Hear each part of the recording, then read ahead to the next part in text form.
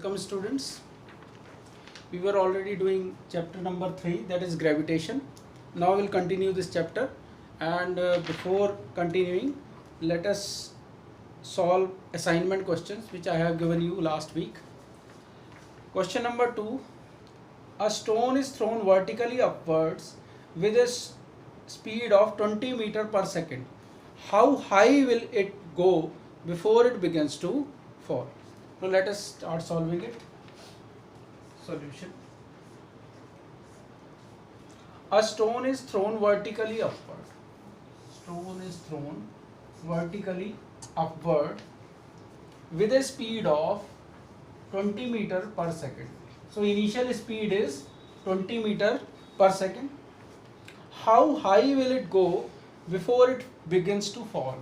So let us suppose that it reached h height, its highest height is h, and we have to calculate this h height, and accept these u is equal to 20 meter per second, nothing is given, so we will assume that gravity is 9.8 meter per second square, and since we are throwing the stone in the upward direction, so gravitational acceleration will become minus 9.8 meter per second square. So, and time is also not given, so we will, last time I told you that we will not use first equation, we will not use second equation, we will only use third equation, that is v square is equal to u square plus 2gs. V square is equal to u square plus 2gh. Now v square, here final velocity is 0, final velocity is 0, so we will equate 0 is equal to u square, that is 20 square, minus, either you can write minus here or you can write down plus 2 into minus 9.8, it's one and the same thing, 2 into 9.8 into h height. So 2 into 9.8 comes to left side and it will become positive. So 2 into 9.8 h is equal to 20 into 20.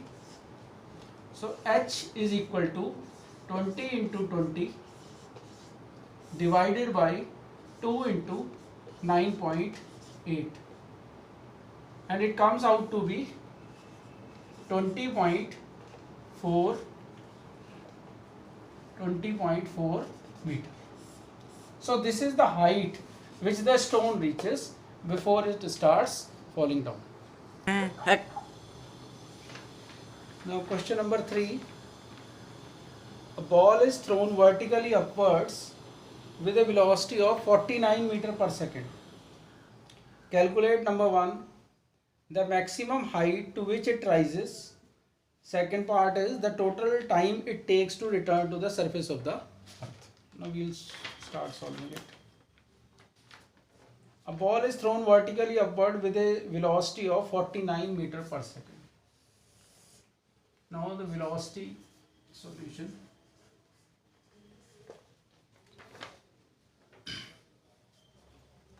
U is equal to 49 meter per second. So initial velocity of the ball is 49 meter per second. Now we have to calculate the height, maximum height to which it rises. Second part is the total time it takes to return to the surface of the earth. Okay. First of all, let us solve first part, that is height. Now given is u is equal to 49 meter per second. Second, when it reaches the top, its velocity, that is final velocity, becomes 0. And next thing we know, that is gravitational acceleration is minus 9.8 meter per second square, or you may say 9.8 meter per second square, but since the ball is thrown upward, so we will take minus sign. So here to find out h first part, h is required. So to find out h first, what we have to do, we have to use third equation. We will not use first and second equation because time is not given. So let us start. P square is equal to u square plus 2gh. V square is 0. final velocity is 0. U square is 49 whole square plus, or you may say minus 2 into 9.8 into h. So h is equal to 49 into 49. I am doing it directly. This term will come this side, left side, and it will become positive. So h is equal to 49 into 49 divided by 2 into 9.8. You can easily see that if we remove this 0, 49 2s are 98 and 49 490, that is 10. And we can solve it and write down 122.5 meter. So this is the height which the ball attains. Now second part of this, it says the total time it takes to return to the surface of the earth. Now see, here it is a tricky part. The total time it takes to return to the surface of, that means what is needed? The time the ball takes to move to the highest point and when it reaches to the same point that is on the ground. That means we know that the time it takes to reach the highest point is also equal to the time when it falls freely under gravitational acceleration, gravitation force. So we will just find out the time to reach the highest point and we will double that time. So you can use any equation, first or second, we have already done. Now I will be using first equation. V is equal to u plus gt.